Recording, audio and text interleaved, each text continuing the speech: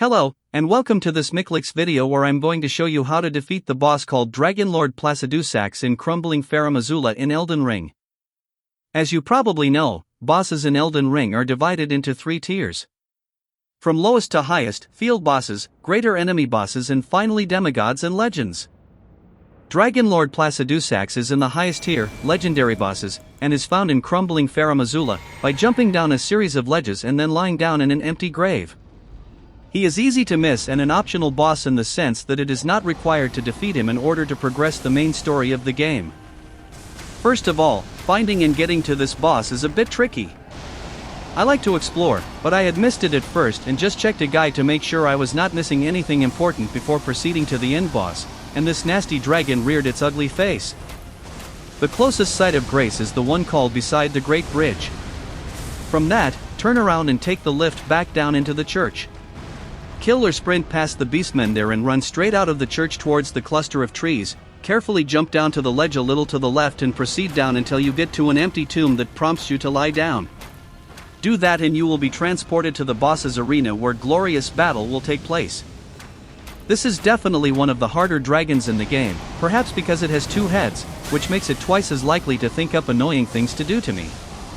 I had a few attempts in melee, but as usual with these huge enemies, it was very difficult to see what was going on and when he was about to do some sort of area of effect attack, so in the end I decided to go ranged. Which I generally find more fun anyway, so yay me. I thought the Bolt of Grandsax would be an excellent choice for this fight as it's supposed to do bonus damage to dragons, but for some reason that doesn't seem to work on this one, so in the end, my Black Bow with Barrage Ash of War seemed to be the better choice. I also summoned Black Knife Tish, which definitely helped a lot, but even she is not able to fully trivialize this boss. She even managed to get herself killed, which doesn't happen often. I tried using Serpent arrows to get a poison damage over time effect ticking on the boss. I'm actually not sure if I succeeded. He apparently has very high resistance to both poison and scarlet rot, but at least the arrows did some damage on their own, and with the Barrage Ash of War, I could fire a lot of them rapidly. I actually don't know why I haven't made use of that very often before. It actually seems like a decent way to dish out some damage against larger enemies, especially those who don't move around too quickly all the time. Anyway, the boss itself has a lot of things to watch out for.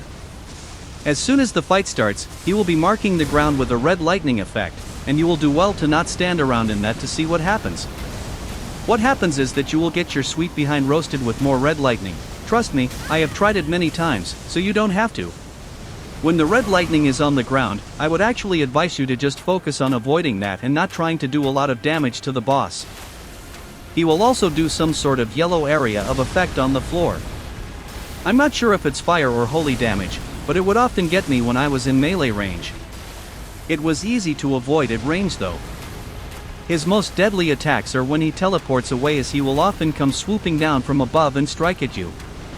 I died to that several times until I got fairly good at timing my rolls and avoiding the worst of it. And finally, he will shoot some sort of medieval laser beams from his eyes, and those really hurt and have very long range. So, all in all, he's definitely annoying enough to be considered Lord of the Dragons. Oh well, now for the usual boring details about my character. I play as a mostly dexterity build. My melee weapons are the Nagakiba with keen affinity and Thunderbolt Ash of War, and the Uchigatana also with keen affinity. In this fight, I used the Black Bow with Barrage Ash of War and Serpent arrows, as well as regular arrows. I was level 169 when this video was recorded, which I think is a bit high for this content, but it was still a fun and reasonably challenging fight. I'm always looking for the sweet spot where it's not mind-numbing easy mode, but also not so difficult that I will be stuck on the same boss for hours. Anyway, this is the end of this Dragonlord Placidusax video. Thanks for watching. Check out the YouTube channel or Miklix.com for more videos. You could even consider being completely awesome by liking and subscribing. Until next time, have fun and happy gaming.